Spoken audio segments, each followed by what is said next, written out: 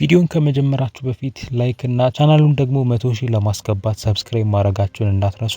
ወደ ቪዲዮ ፊልሙ የሚጀምረው ቢሊዮነርና ፊላንትሮፒስት የነበረውን ሪቻርድ ሪችን እያሳየን ነው። የልጁ ሪቺ ሪችን መወለድንም ቤት ውስጥ ለነበሩት በሙሉም ያበስራል። የሪቺ ታማኝ ሰራተኛ የነበረው ሄርበርት ካድበሪ የሪቺ ሪችን የልጅነትን ባህሪ እየተረከልን ይገኛል። ልጁም ገና እንደተወለደም ነበረ የዓለም ሀብታሙ ሕፃን ልጅ ተብሎ የተሰየመው። ከዛ በተጨማሪም ተራኪው ሪቻርድ ትላልቅ ቢዝነሶች የነበሩት ሰው ቢሆንም ነገር ግን ጊዜውን አጣቦም ቢሆን ከልጁ ጋር ጊዜ ያሳልፍ እንደነበረ ነው። ሪቺም ከልጅነቱ ጊዜ ጀምሮ የቤዝቦል ፍቅር እንዳለው እንዲሁ ያስታውቅ ነበረ።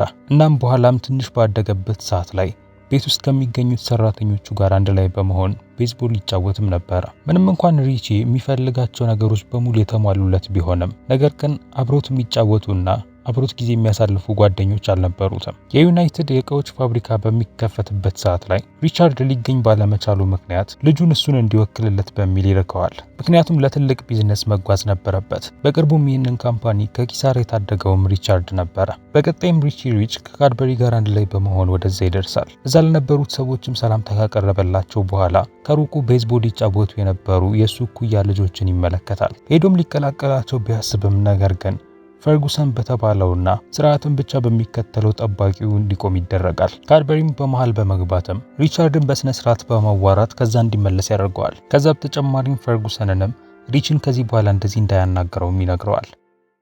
ከዝግጅቱም በኋላም ሲመለሱም በሄሊኮፕተር ላይ ሆኖ ሪቺ ወደ ታች ህፃናቱን ይመለከታል። እናም ገንዘብ ሊገዛው ያልቻለውም የሆነ ከህይወቱ የጎደለ ነገር እንዳለም እንዲሰማውም ያደርገዋል። በቀጣይ ሪቻርድ አንድ ሳምንት ያክል ከቆየበት የቢዝነስ ጉዞ ይመለሳል። በቅርባቸው በሚገኘው ተራራ ላይም ተቀርጾ በተሰራው የሶስቱ ምስልም ያለውን ቅሪታም ይነግራታል። በተመሳሳይ ጊዜም ሪቺም ወደዛ ይመጣል። አባቱም እሱን በማየቱም ደስተኛ ነበር። ሪቺም ቤዝቦል ሲጫወቱ ስለተመለከታቸው ልጆች ለአባቱ ሊነግረው ይሞክራል። ቢሆንም ሪቻርድ ግን ሌሎች ስራዎች እንዳሉ ሲነገሩት ልጁ የሚናገረውን ነገር ችላ ይላል። ከዚያም ሪቺ ለእናቱ ሬጂና ጓደኞቹን ቤት መጥተው አብረውት እንዲጫወቱ ይጋብዛቸው እንደሚችል ይጠይቃታል። ሬጂናም ሀሳቡን ትቀበላለች። ነገር ግን የሚያመጣቸው ልጆች የትምህርት ቤት ጓደኞቹ ሊሆኑ እንደሚገቡ ነግረዋለች። ይህም ሪቺንም ያናድደዋል።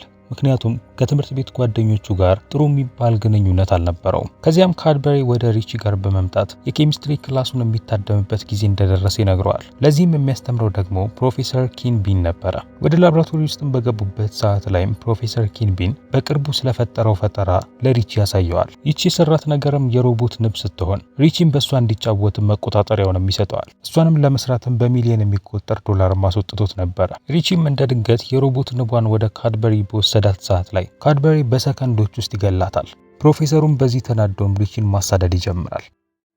ማታ ላይ ሎረንስ ቫን ዶን እንመለከተዋለን። ለሪቻርድም ሲኤፍኦ ወይም ቺፍ ፋይናንሻል ኦፊሰር ሲሆን በተለያዩ ቢዝነሶች ውስጥ የሚገኘውን የገንዘብ ዝውውር የሚቆጣጠርለት እሱ ነበረ። በዛም ቀን በነበራቸው ስብሰባ ላይም የቤቱን ደህንነት በሚያሳድግበት ሰዓት ላይ የቤተሰቡ ትልቅ ሀብት የሚገኘው በትልቁ ካዝና ውስጥ እንደሆነ ይረዳል። ከዚያም ቫንዶ ከፈርጉሰን ጋር አንድ ላይ በመሆን ይህንን ቤተሰብ ለመበጥበጥና ያንን ለልጅ ልጅ የሚዋረሰውንም ሀብትም ለመውሰድም ያስባሉ። ሪቺም በትምህርት ቤት ውስጥ ይገኙ የነበሩትን ጓደኞቹን ወደ እሱ ቤት እንዲመጡና አብረውም ጊዜ እንዲያሳልፉም ይነግራቸዋል። ቢሆንም ሁሉም ተማሪዎች ግን የሚያስቡት የነበረው ስለ ገንዘብ ብቻ ስለነበረ ማናቸውም እሱ ጋር ሊመጡ አልፈለጉም። ወደ ቤትም በሚመለስበት ሰዓት ላይም ሪቺ ሹፌሩን ከዚህ በፊት ወደ ተመለከተውና ወደ ዩኒቲ ፋብሪካ እንዲወስደው ይነግረዋል። እዛም ሊመጣ የቻለው ቤዝቦል የሚጫወቱትን ልጆችም ለማግኘት ሲል ነበረ። እዛም ደርሶም ገና ልጆቹን እንደተመለከታቸውም ሊቀላቀላቸው ይወስናል። ልጆቹም ሁኔታውን ተመልክተውም እሱ ላይ መሳቅም ይጀምራሉ። የሚኖረውም የባለ ሀብት ህይወትም ስለነበረም እንዴት ቤዝቦል መጫወት እንዳለበት እንኳን የሚያውቅ አልመሰላቸውም። ሪቺም $10 እንዲያስይዙና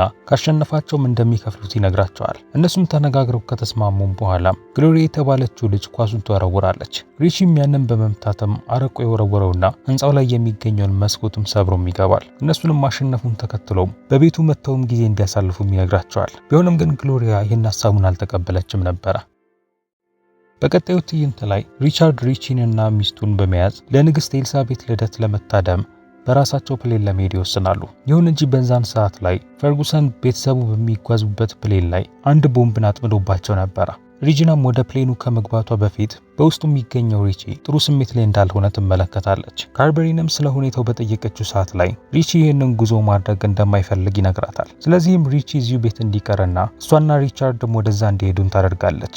በዛን ቀን ከሰዓት ላይም ካድበሪ ወደ ሪቺ ጋር በመምጣት አንድ ነገርን እንዳዘጋጀለት ይነግረዋል። ያደረገውም ከዚህ ቀደም ቤዝቦል ከሱ ጋር ሲጫወቱ የነበሩትን ልጆች ወደ ቤት መጥተው ከሱ ጋር ጊዜ እንዲያሳልፉ ነበረ። ልጆቹም ይህንን ቤት መመልከት እንደጀመሩም ነበረ በዚህ መደነቅ የጀመሩት።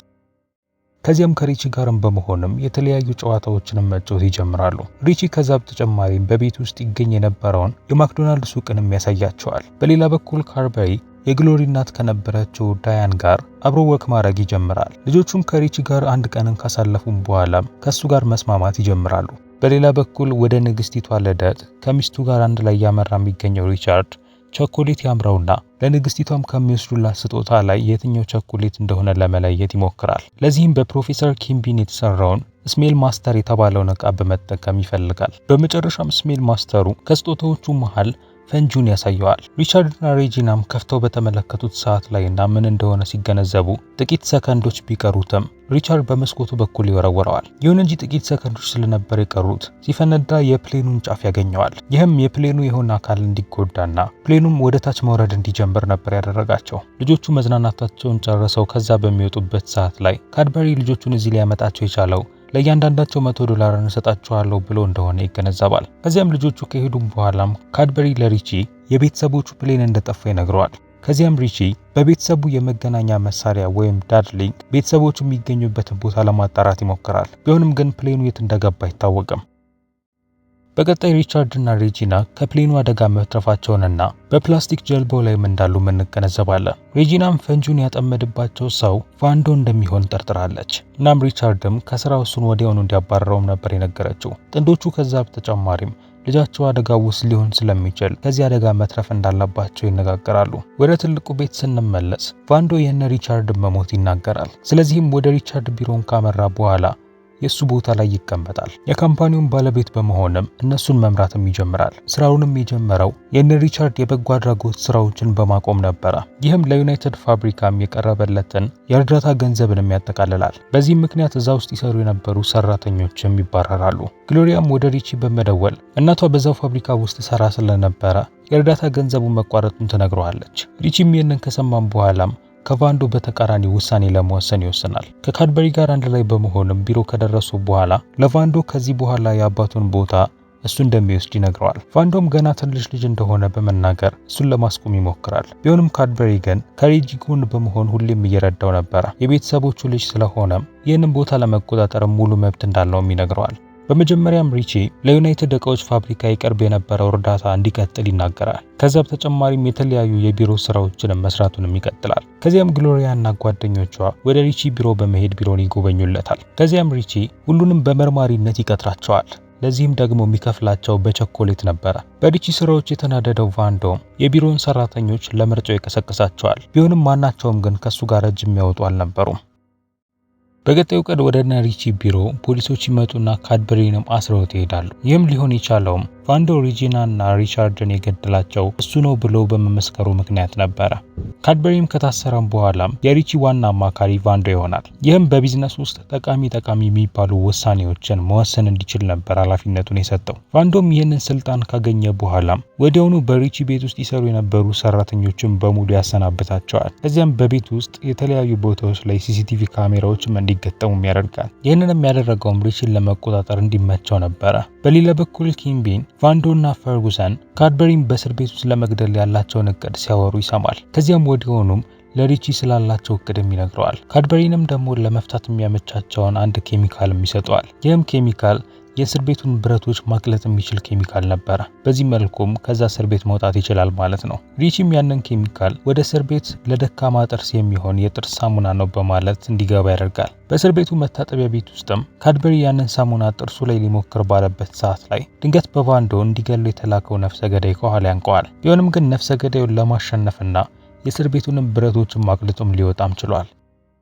ከዚያም ከእስር ቤቱ ውጪ ላይ ካድበሪ ሪቺን ካገኘው በኋላ ሪቺ በጋዜጣው ላይ የፕሌኑ ስብርባሪዎች መገኘታቸውን ያሳየዋል። ይሁን እንጂ የሞተ ሰው አካል ፖሊሶች ሊያገኙ አልቻሉም። ይህም ሪቺ ቤተሰቦቹ በህይወት አሉ ብሎ እንዲያስብ ያደርገዋል። ከዚያም ሪቺ ቀጥታ ወደ ግሎሪያ ቤት ያመራል። ዳያንም ከካድበሪ ጋር በምትሆንበት ሰዓት ላይ ሪቺ የግሎሪያን ኮምፒውተር በመጠቀም ከአባቱ ጋር የሚገናኙበትንና ዳርሊንክ የተባለውን ሶፍትዌር መጠቀም ይጀምራል። በሌላ በኩል በትንሽዬዋ ጀልባ ላይ የሚገኘው ሪቻርድ የሚስቱን ጆሮ ጌጡላ ሳይቀር ተጠቅሞ የጂፒኤስ መሳሪያን ይሰራል። ይህንን በመጠቀምም ልጃቸው እንደሚያገኛቸው በማሰብ ይደሰታሉ። ይህ በእንዲህ እንዳለ ቫንዶና ፈርጉሰን ኪምቢንም በመያዝ ስለ ቤተሰቡ ካዝና እንዲነግራቸው ያስገድዱታል። ኪምቢንም ስለ ካዝናው መገኛ ምንም የሚያውቀው ነገር እንደሌለ ይነግራቸዋል። የሚያውቀው ነገር ቢኖርም ካዝናው የሚከፈተው በሪቻርድና በሬጂን ድምጽ ብቻ እንደሆነ ይናገራል። ልክ በዛን ሰዓት ላይ ሪቺ ቤተሰቦቹ በህይወት እንዳሉ ይገነዘባል። ቢሆንም የሚገኙበትን ቦታ ለማወቅ በሞከረበት ሰዓት ላይ ግን ድንገት ከዛ በፊት ፈርጉሰን ስለዚህ ሁኔታ ይረዳና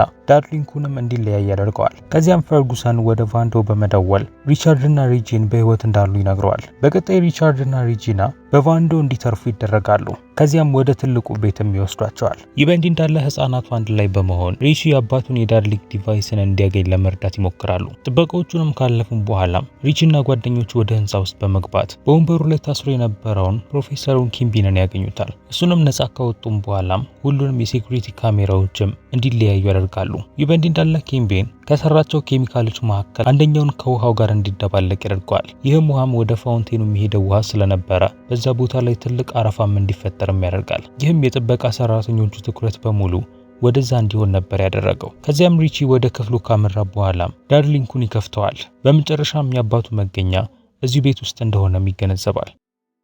በቀጣዩ ትዕይንት ላይ ሪቺና ካድበሪ ሪቻርድና ሬጂናን ያገኟቸዋል። በዚህ ክፍል ውስጥም ታስረው የሚገኙ ሲሆን ያሰራቸውን ቫንዶ ነበረ። እሱም በተደጋጋሚ መልኩ ካዝናውን እንዲከፍቱለት ይጠይቃቸዋል። ሪቻርድም ካዝናው የሚገኘው የራሳቸውን ምስል ቀርጾ ባሰሩበት ተራራ ላይ እንደሆነ ይናገራል። ሪቺና ካድበሪንም ጠባቂዎቹ እንዲጠብቋቸው ካደረገ በኋላ ቫንዶ ሪቻርድና ሬጂናን ወደ ካዝናው ይወስዳቸዋል። በዚህ መልኩም እንዲከፍቱለትም ነበር እቅዱ። ይህ በእንዲህ እንዳለ ሪቺ ጓደኞቹ ዳያን እና ካድበሪ ወደ ኬሚስትሪ ላብራቶሪ ወሰዱና እዛ ይዘጋባቸዋል። እንደ ድል ሆኖም ኪንቢን ይደርስላቸውና ኬሚካሉን በመጠቀም ነፃ ያወጣቸዋል። ከዚያም በኋላም ሪቺ ቤተሰቦቹን ለማዳን መጓዝ ይጀምራል።